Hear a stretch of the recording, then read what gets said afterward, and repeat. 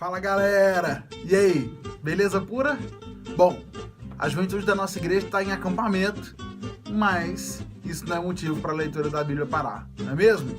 Então vamos seguir com a nossa leitura do dia. O texto separado para o dia de hoje é o do Evangelho de Lucas, capítulos 11 e capítulo 12. Eu quero deixar então alguns destaques que me chamaram a atenção. Vamos lá. O capítulo 11 começa falando sobre a importância da oração. Os discípulos viram para Jesus e pedem: Senhor, ensina-nos a orar. Ao longo de todo o tempo que andou com eles, Jesus os ensinou o valor da oração na prática. Os discípulos viam o valor que Jesus dava à oração e todas as coisas maravilhosas que Jesus podia fazer e toda a sabedoria que ele obteve através da oração. E é por isso que eles pedem a Jesus: ensina-nos a orar. Talvez o motivo pelo qual as pessoas hoje não dão mais tanto valor à oração é porque não pararam para pensar, ou não tiveram bons referenciais de oração, não conhecem o poder da oração. Outro ponto que eu quero destacar é o conflito de Jesus com os fariseus. Jesus estava em constante conflito com os fariseus, com os mestres da lei. Isso a gente sabe bem, nós já lemos muito sobre isso até aqui, e nesses capítulos nós vamos ver mais um episódio desse conflito. E começa da seguinte forma: um fariseu convida Jesus para comer com ele. Só que Jesus se reclina sobre a mesa para comer, sem ter feito a lavagem cerimonial, e o fariseu nota isso. O texto diz então que ele ficou surpreso com Jesus por causa disso. E Jesus então diz para eles: vocês, fariseus, limpam o exterior do copo, o exterior do prato, mas por dentro vocês estão cheios de ganância, cheios de maldade. E ele começa então uma série de repreensões, dizendo o seguinte: ai de vocês, fariseus, porque dão a Deus o dízimo da hortelã, da arruda e de toda sorte de hortaliças, mas desprezam a justiça e o amor a Deus. Vocês deviam praticar essas coisas sem deixar de fazer aquelas. Ai de vocês, fariseus, porque amam os lugares de honra nas sinagogas, as saudações em público. Ai de vocês, porque são como túmulos que não são vistos, por sobre os quais os homens andam sem o saber.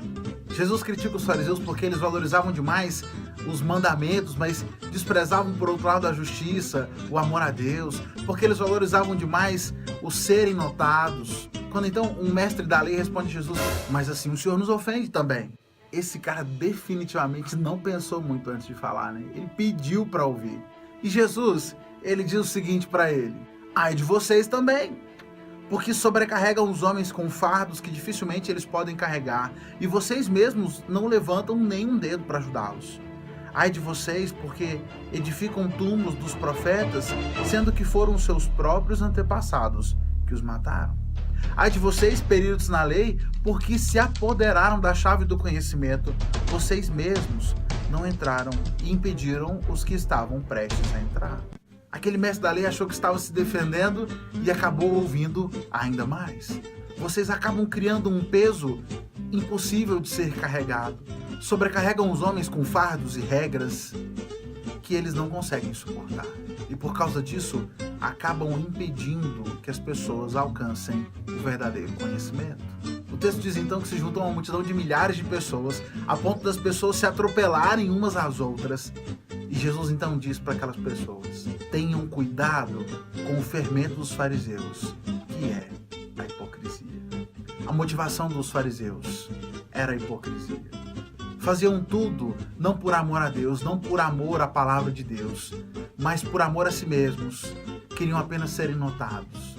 E faziam tudo na falsidade. O que Jesus quer que os seus seguidores entendam é que a vida cristã é mais do que ritos, é mais do que regras, é mais do que um exterior bonito. É preciso que haja uma transformação interior, uma transformação do coração. Devemos parar de colocar sobre as pessoas um peso impossível de ser carregado. Ao contrário, devemos ajudá-las a levantar as suas cargas, a levantar os seus fardos, para que possam seguir a Jesus. Por hoje é só.